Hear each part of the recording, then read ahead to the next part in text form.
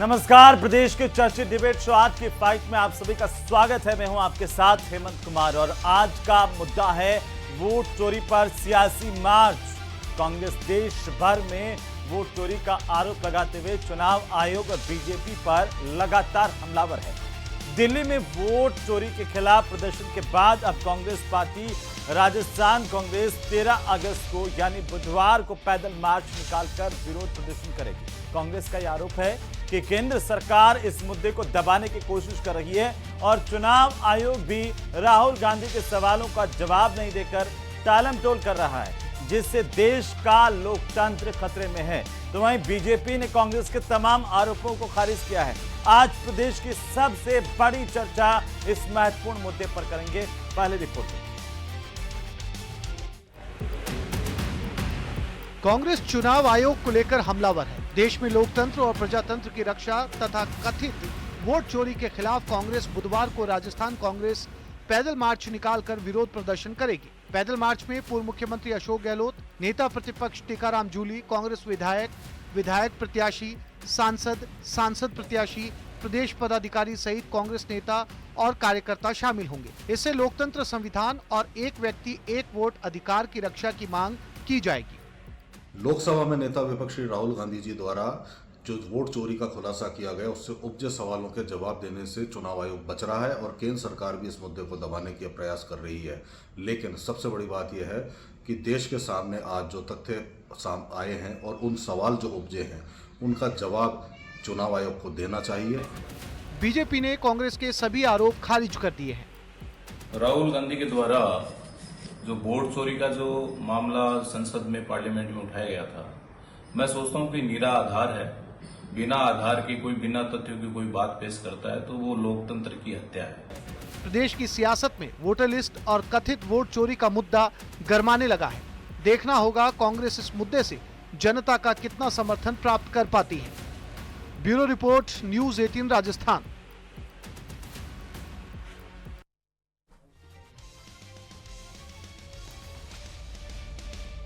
तो चलिए आज इस चर्चा की शुरुआत करें। उससे पहले आप सबके महत्वपूर्ण सवाल जो इस चर्चा में, इस डिबेट में हम पूछेंगे। सवाल नंबर 1 ये कि वोट चोरी पर सियासी पैदल मार्च कांग्रेस पार्टी का, क्या ये अपनी राजनीति चमकाने के लिए है या जिस तरह के आरोप लगाए जा रहे हैं कांग्रेस की तरफ से कि देश का लोकतंत्र खतरे में है, उस लोकतंत्र को बचाने के लिए है, ये हम पूछेंगे। सवाल नंबर 2 ये कि वोट चोरी का आरोप क्या वाकई में सही है? क्या वाकई में जो कांग्रेस कह रही है कि देश का लोकतंत्र खतरे में है, इसे बचाने की जरूरत है, या कांग्रेस अपनी राजनीति इसके जरिए कर रही है? यह भी महत्वपूर्ण सवाल है, इसको भी हम पूछेंगे। और आज का सवाल नंबर 3 ये कि कांग्रेस के आरोप भारी, इलेक्शन कमीशन की क्या तैयारी, क्योंकि कांग्रेस पार्टी इसे लेकर के लगातार सवाल उठाती रही है और अब आरोप जो है वो चुनाव आयोग पर भी लगाए जा रहे हैं कि चुनाव आयोग इस पूरे मामले को लेकर के टालमटोल कर रहा है, किसी तरह का स्पष्ट जवाब देने के बजाय। तो आज इस पर हम चर्चा करेंगे। हमारे साथ खास मेहमान, सबसे पहले मैं परिचय करवा दूं आज के हमारे मेहमानों के साथ आपका। और आज हमारे जो खास मेहमान हैं उनमें राखी राठौड़ हैं, भारतीय जनता पार्टी के प्रवक्ता हैं, और साथ ही साथ हमारे साथ है प्रतीक सिंह हैं, कांग्रेस पार्टी के प्रवक्ता। हमारे साथ सुभाष शर्मा, वरिष्ठ पत्रकार के तौर पर। हमारे साथ ओपी रावत हैं, पूर्व मुख्य चुनाव आयुक्त। आप सबका बहुत स्वागत है। सबसे पहले आज चूंकि ओपी साहब हमारे साथ हैं तो ओपी साहब आप ही से शुरुआत करूंगा। कांग्रेस पार्टी की गंभीर आरोप है और क्यों इस तरह से जो कांग्रेस आरोप लगा रही है उन्हें आप कैसे देख पा रहे हैं? पहली बात तो ये है, और ये एक गंभीर आरोप है कि वोट चोरी किए जा रहे हैं सर, फिर लोकतंत्र कैसे बचेगा? देखिए, राजनीति पर मैं कोई भी कमेंट नहीं करूंगा जी। राजनीति अपनी जगह अलग है। जो कोई भी सीनियर पॉलिटिकल पार्टी लीडर कभी भी किसी भी तरह के एलिगेशन या शिकायत करते हैं तो इलेक्शन कमीशन ये अपना कर्तव्य मानता है कि तुरंत उसकी गहराई से जांच हो और सारे तथ्य जो भी सही है या जो भी गलत है वो पूरे तथ्य आम जनता को पब्लिक डोमेन में रख के उपलब्ध करा दिए जाएं, ताकि किसी भी तरह की भ्रांति ना रहे और आम जनता का, आम वोटर का विश्वास लोकतंत्र की व्यवस्था और लोकतांत्रिक संस्थाओं के ऊपर विश्वास उनका बना रहे। तो मैं यही कहूंगा कि इस तरह की जब भी शिकायत या ऐसे एलिगेशंस आए, इलेक्शन कमीशन को तुरंत जांच करके और सारे फैक्ट्स पब्लिक डोमेन में डाल देना चाहिए। लेकिन ओपी साहब, जो कांग्रेस पार्टी कह रही है, मैं फिर ये नहीं कहूंगा कि आप कांग्रेस पर प्रतिक्रिया दीजिए, लेकिन इतना जरूर जानना चाहता हूं कि आज देश का हर एक मतदाता, हर एक वोटर और हर देश का नागरिक ये जानना चाहता है कि क्या वाकई इस तरीके से वोटों की चोरी संभव है मौजूदा सिस्टम में? देखिए क्या है, संभव क्या है क्या नहीं है, ये ह्यूमन इंजेन्युइटी जी को कोई माप सके तभी बताया जा सकता है कि क्या हो सकता है और क्या नहीं हो सकता। अपने देश में ही कुछ भी हो सकता है। तो ऐसे में जब तक अपने को तथ्य नहीं मालूम हो कि क्या तथ्य हैं पूरे प्रकरण के, उनकी जांच नहीं हो गहराई से, तब तक आप कोई भी कमेंट ना तो स्वीकार कर सकते ना अस्वीकार कर सकते। जी, क्योंकि जो राहुल गांधी हैं उन्होंने पूरे तथ्यों के साथ यह आरोप लगाए। उनके कहने के मुताबिक महादेवपुरा विधानसभा सीट पर 1,02,050 वोट चोरी हुए। उन्होंने कहा 11,965 फर्जी मतदाता जो थे, 40,009 जो है अब वो फर्जी पते वाले मतदाता, ये एक विधानसभा सीट पर उन्होंने बताया। तो उन्होंने कहा कि ये कितनी बड़ी एक तरह से चोरी की जा रही है, और उन्होंने ये भी आरोप लगाया कि इसमें चुनाव आयोग और बीजेपी मिले हुए हैं सर। तो मैं इसलिए जानना चाह रहा था कि क्या ये प्रोसीजर है, और एसआईआर को लेकर के भी अभी फिलहाल बिहार में तमाम जो राजनीतिक दल है विपक्ष के, उन्होंने आरोप लगाए हैं सर। देखिए एसआईआर तो इतना गलत समय और गलत तरीके से हो रहा है कि जी आज कितने 27-28 लोग फ्लड्स में मारे गए बिहार में। ऐसे में आदमी अपनी जान बचाएगा, अपना घर बचाएगा, अपना परिवार बचाएगा कि एसआईआर में वो 11 डॉक्यूमेंट में से डॉक्यूमेंट ढूंढेगा। हम्म तो इसलिए समय सही नहीं है, चुनाव सर पर हैं, लोगों में बहुत सारा पैनिक है कि ये हमारा नाम कट जाएगा तो अपील का भी समय नहीं रहेगा, कैसे करेंगे वो। तो ये चीजें ठीक नहीं है। एसआईआर को के लिए पर्याप्त समय देना था, जैसे 2003 में एसआईआर हुआ था, हम्म इलेक्शन 2005 में थे, 2 साल का समय बीच में था, जी इसलिए वहां कोई कोई हल्ला गुल्ला नहीं हुआ, कोई विवाद नहीं हुआ। अभी तो आपके इलेक्शन सर पर हैं, 22 नवंबर को विधानसभा की अवधि खत्म हो रही है, उसके पहले इलेक्शन डिलीवर होना है, मतलब नवंबर फर्स्ट सेकंड वीक में इलेक्शन होगा आपका। ये 30 सितंबर तक तो यही चलेगा ऐसा यार, कि 1 महीना बीच में पड़ेगा जिसमें अपीलें निपटाने का काम चुनाव आयोग कर पाएगा क्या?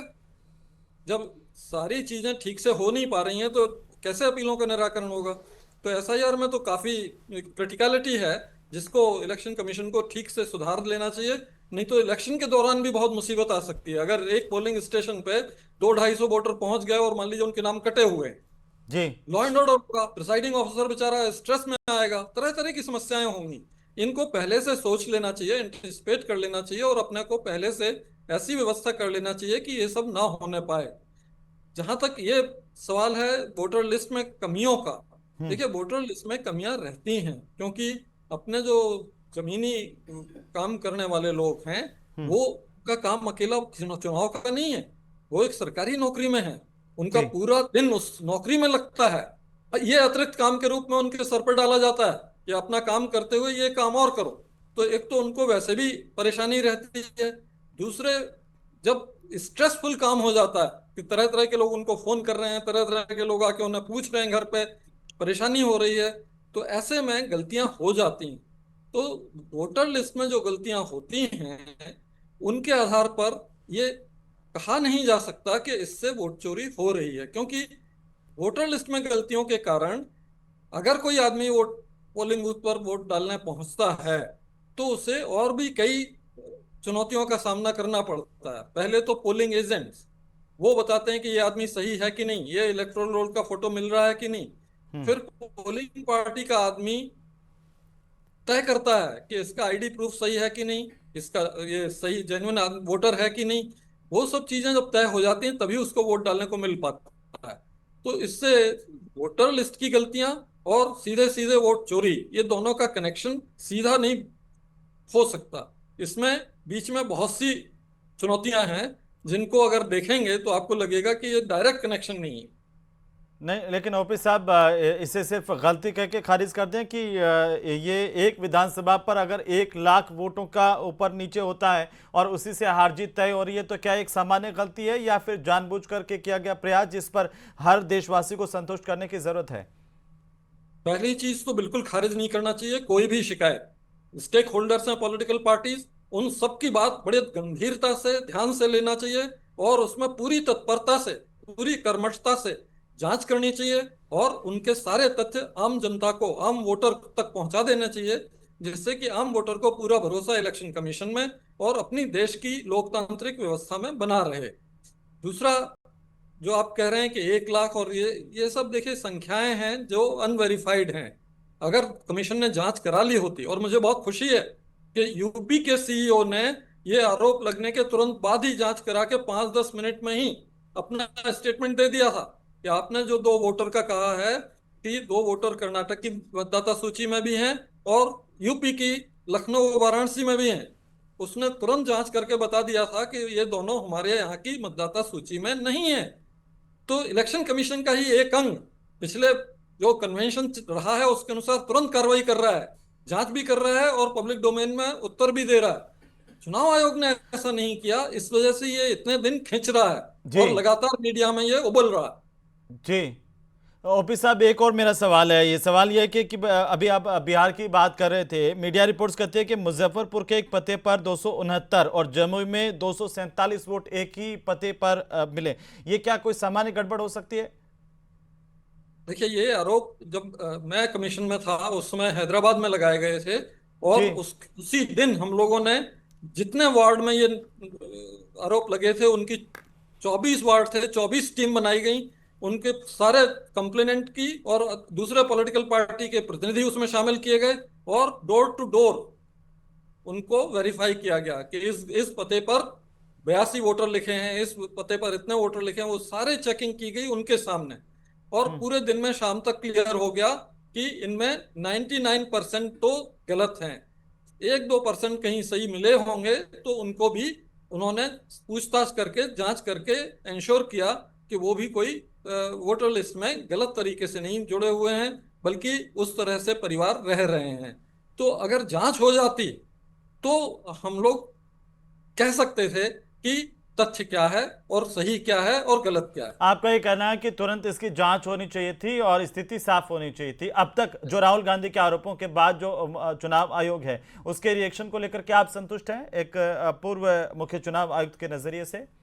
मैं तो कह रहा हूं इतना कि जो चुनाव आयोग ने अख्तियार किया है कि आप ओथ करिए, ये करिए, वो करिए, धारा 20(3) भी जो कि इसमें अप्लाई भी नहीं होती वो उसके अंतर्गत ओथ करिए, एफिडेविट दीजिए, जबकि उन्हीं के एक सीईओ ने यूपी में सीधे जांच करके उत्तर दे दिया कि साहब ये हमने वेरीफाई कर लिया और ये नहीं है वहां पर।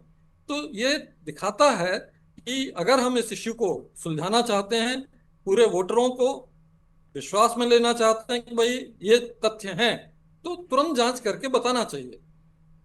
बिल्कुल ओपी साहब, हमारे साथ में सुभाष शर्मा जी हैं, वरिष्ठ पत्रकार हैं। सुभाष जी, अगर कोई सवाल आप ओपी साहब से करना चाहें और इस पर आपका नजरिया क्या, कैसे देखा जाए, क्या एक सिर्फ सियासत हो रही है? ये वाकई ये बहुत गंभीर बात है जैसा ओपी साहब कह रहे हैं। इस पर चुनाव आयोग को स्थिति साफ करनी चाहिए टालम टोल करने के बजाय।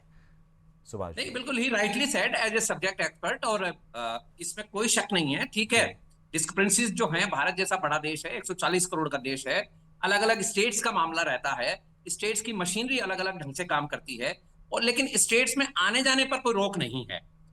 बात यह है कि कर्नाटक का आदमी मजदूरी, मेहनत करने, नौकरी करने, कुछ काम करने दूसरे राज्यों में भी जा सकता है, और वहां यदि वो बीएलओ का आदमी आता है या बन रही है मतदाता सूची तो उसमें नाम डल जाता है। डिस्क्रिपेंसी होना कोई बहुत बड़ी बात नहीं है। इसको पॉलिटिसाइज जिस तरह से किया जा रहा है उसमें चुनाव आयोग को जिस प्रकार कह रहे हैं रावत साहब से अभी आपने जो बहुत ही विस्तार से दर्शकों की जानकारी के लिए जो भी पूछा है वो बहुत एनरिच करने वाला कंटेंट है।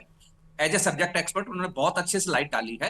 रावत साहब, इसमें एक बात ये है कि क्या ये जो चुनाव आयोग कह रहा है कि हमारे पास शिकायत विधिवत होनी चाहिए, जो सेक्शन बताए जा रहे हैं, क्या ये मैंडेटरी हैं या कि 1 लाख 50,000 से 2 लाख 50,000 से ऊपर के लोगों की शिकायत ये ठीक है, एक गुड फेथ में वैसे भी किया जा सकता है। कल को इसमें कोई चुनावी प्रक्रिया के दौरान मान लीजिए कोई आदमी शिकायत करता है, तो क्या उसको एफिडेविट देना जरूरी होता है? बिना एफिडेविट के कोई जांच नहीं हो सकती क्या?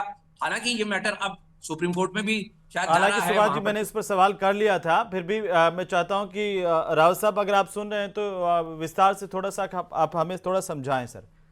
देखिए क्या है, धारा 20(3)(b जो है आरपी एक्ट 1950 की, जी। वो लागू तब होती है जब आप पुनरीक्षण जो रिवीजन चल रहा है उसमें दावे आपत्ति प्रस्तुत करना चाहें, तब आपको एफिडेविट देने की जरूरत है।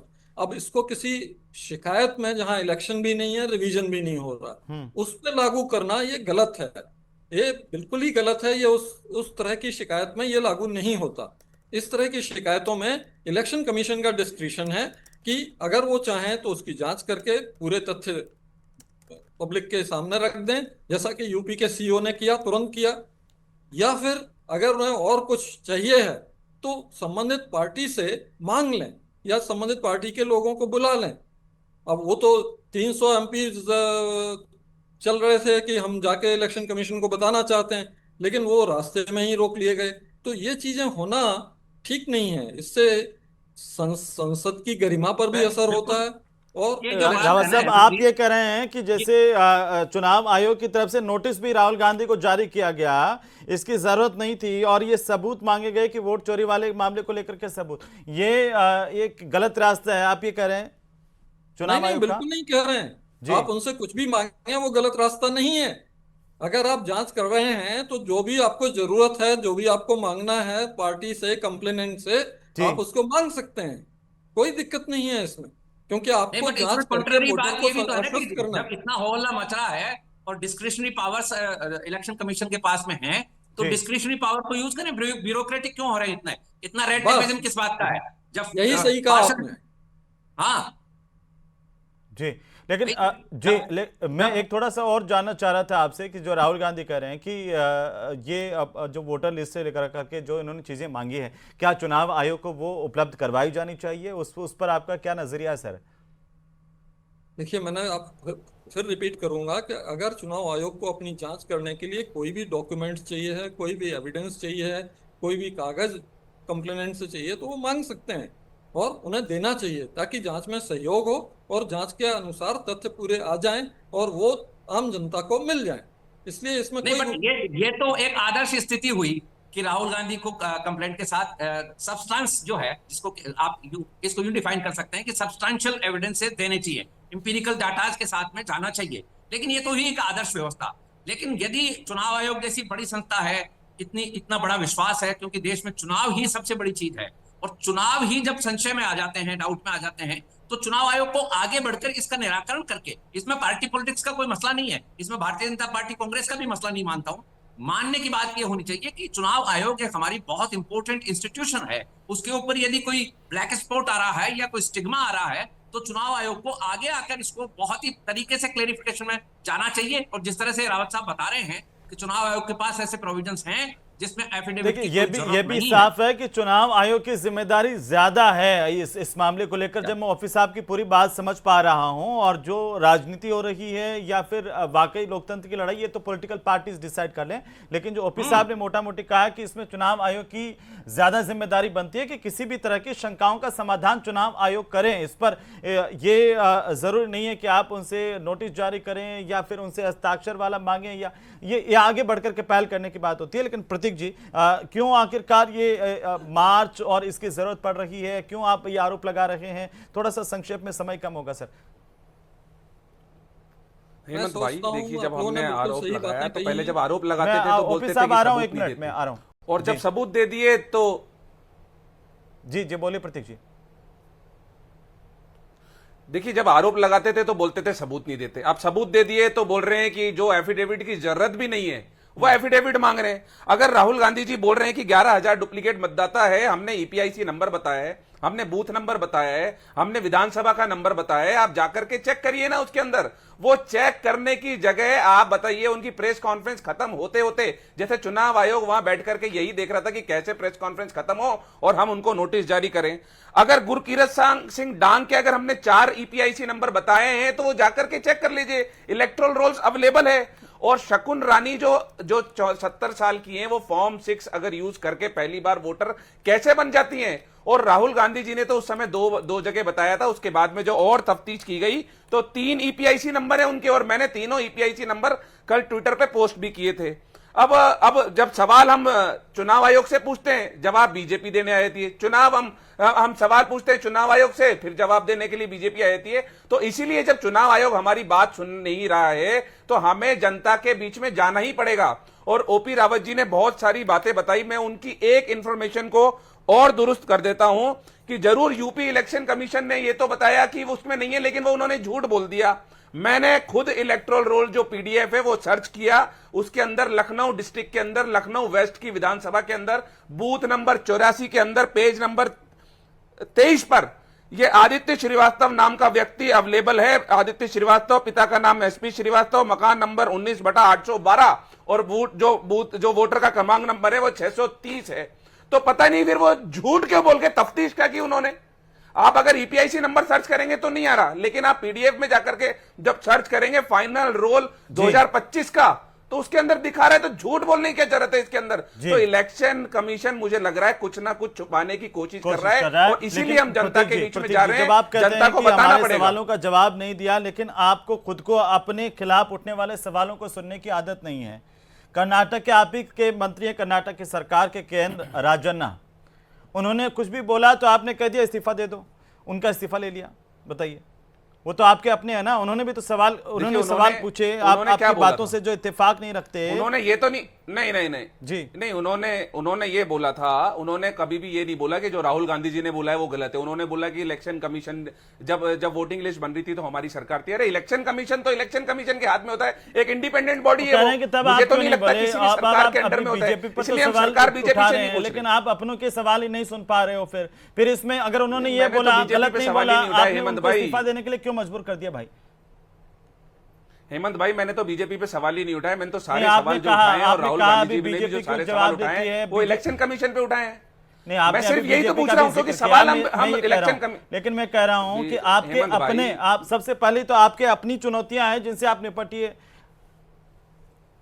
आपके अपने ही सवाल उठा रहे हैं ना भाई। पहली चीज तो मैंने अभी यही बोला कि हमारे कोई भी सवाल बीजेपी से नहीं है, हमारे सारे सवाल इलेक्शन कमीशन से हैं, और इसीलिए हम बोल रहे हैं कि जब सवाल हम इलेक्शन कमीशन से पूछ रहे हैं तो बीजेपी के प्रवक्ता जो उनके प्रवक्ता क्यों बन रहे हैं वो समझ में नहीं आ रहा। समय थोड़ा कम है, फिर भी मैं चाहता हूं एक टिप्पणी आप इस पर दें कि बीजेपी पर यह आरोप लग रहा है कि चुनाव आयोग पर सवाल उठाओ तो बीजेपी जवाब देने क्यों आ जाती है। और कई लोग सोशल मीडिया पर भी ये पूछ रहे हैं कि एक क्रिकेट खेलने वाली टीम है, वहां पर अगर बैटिंग करने वाली टीम एम्पायर पर सवाल खड़े करती है या फील्डिंग करने वाली टीम एम्पायर पर सवाल खड़े कर रही है तो बैटिंग वाली टीम एम्पायर के पक्ष में आ गई है। ये तो मतलब ये हो गया ना कि एम्पायर और बैटिंग वाली टीम मिली हुई है। देखिए हेमंत जी, इलेक्शन कमीशन पे जो सवाल है वो इलेक्शन कमीशन उसका जवाब देगा। उसके लिए राहुल गांधी जी को कल बुलाया था, लेकिन 300 सांसदों के पीछे छुप करके वो वहां तक पहुंचे नहीं। जो डॉक्यूमेंट, जिन तथ्यों की बात मेरे साथी कर रहे हैं वो तथ्य वहां पेश करें और उसके बाद दूध का दूध और पानी का पानी हो जाएगा। हम इलेक्शन कमीशन की टेक्निकल चीजों पर जाना ही नहीं चाहते, लेकिन हेमंत जी जो यहां पर इस सभी तथ्यों के साथ में जो प्रेस कॉन्फ्रेंस की उससे जो राजनीति की जा रही है, जो झूठ है, आप ये बताइए जो बैंगलोर सेंट्रल है उसमें राहुल गांधी कह रहे हैं कि 7 विधानसभाएं हैं जबकि वहां पे 8 विधानसभाएं। राहुल गांधी कह रहे हैं कि वहां पे सिर्फ एक महादेवपुरा के अलावा बाकी सब विधानसभा के अंदर कांग्रेस जीती है, जबकि 4 में कांग्रेस, 4 में बीजेपी जीती है। जिन जिन लोगों का उन्होंने, चाहे आदित्य श्रीवास्तव हो चाहे वो एक महिला है, उनकी बात की मीडिया, आपके चैनल पे मैं भी देख रही थी, उन्होंने टीवी चैनल पर आकर कहा कि राहुल गांधी को राजनीति नहीं करनी चाहिए। अभी जो 7 बजे वाला अमित देवगन जी का शो था उसमें किया, और अभी अभी ईसी के डिस्क्रिप्शन की बात हो रही थी। देखिए जो आपने नियम कायदे बताए वो एक आम आदमी के लिए सही हो सकता है, लेकिन राहुल गांधी के लिए नहीं, क्योंकि राहुल गांधी एक ऐसे व्यक्ति है जिसने सुप्रीम कोर्ट में 3 बार उनको लताड़ लगा रखी है। लगातार झूठ बोल के और हिट एंड रन करने का काम वो लगातार करते हैं। एक आम आदमी होता तो उसके लिए हो सकता है वो सब तथ्य, वो सब रूल्स चलते, लेकिन राहुल गांधी के लिए चल नहीं सकते क्योंकि उनको झूठ बोलने की आदत है। पेगासस में उन्होंने झूठ बोला, राफेल के लिए उन्होंने माफी मांगनी पड़ी, और शपथ पत्र में देने में समस्या क्या है? ऐसा जवाब नहीं है, नहीं माय मिलेगा, वॉर ये इज electoral लॉ। rolls पे। ये तानाशाही Electoral नहीं rolls पे है, तो ये जवाब पहले नहीं मिलेगा। परिवार की मिला बात नहीं नहीं ना है आपको कि जो जवाब? मैंने कह दिया वो जवाब काम नहीं कर ले। मिला ना आपको? ये इलेक्शन कमीशन देगा, आप आपको जाइए जवाब नहीं तथ्य मिला जमा ना? कराइए। मिला क्या जवाब? राहुल गांधी क्यों चुप रहे? नहीं मिल रहा ना ये जवाब। ये राहुल आदित्य गांधी, श्रीवास्तव मैं का इलेक्शन electoral roll कमीशन दिखा की रहा हूं। नहीं हूँ प्रवक्ता, मैं भारतीय जनता पार्टी की मैं प्रवक्ता electoral हूँ, roll दिखा रहा हूं, और लखनऊ में इसीलिए आदित्य इलेक्शन श्रीवास्तव कमीशन ये में रतन जाकर में। के जवाब और दीजिए। आप कोई भी जाकर के आपका चेक दूध कर से लीजिए, दूध आपके और पानी दर्शकों पानी को का बोल रहा हूं। होगा। आप जाकर के आप कोई भी जाके चेक कर चुप लें। रहे इसलिए क्योंकि और झूठ है। voter.ai बैंगलोर सेंट्रल के अंदर CCI.gov.in कितनी पे सीटें जाके हैं चेक ये कर आपको लीजिए। जानकारी नहीं, इसके आपको जवाब ये नहीं देंगे। मालूम नहीं है। क्या है ये? इलेक्शन कमीशन ने लगातार सबको बता जवाब रहा हूं, दिया, आपके आपको दर्शक बुला रहे जाके चेक करें। जून आदित्य में श्रीवास्तव 12 लखनऊ जून का को वोटर और है कि नहीं 25 है? जून को 2 बार बुलाया। आदित्य श्रीवास्तव लेकिन नहीं लखनऊ मिले। का वोटर है और या ये नहीं है? बीच में दिखा रहा हूं बोलना मैं, ही ये देखिए। दिखाता है साफ ये साफ दिखा कि रहा ये हूं मैं। काम नहीं करना ये मैं चाहते, दिखा रहा हूं। सुनना नहीं नहीं, नहीं, चाहते। सबूत दिखा रहा और हूं। इलेक्शन कमीशन सबूत बुला रहे दिखा हैं, रहा हूं। जाते क्यों नहीं हेमंत है? भाई, सबूत आप दिखा रहा हूं। बोलिए कल राहुल गांधी सबूत दिखा रहा जाएंगे। हूं। आप बोलिए कल राहुल सबूत- गांधी जाकर इलेक्शन हम कमीशन तो में उसी सबूत दिन जाते। दिखाएंगे।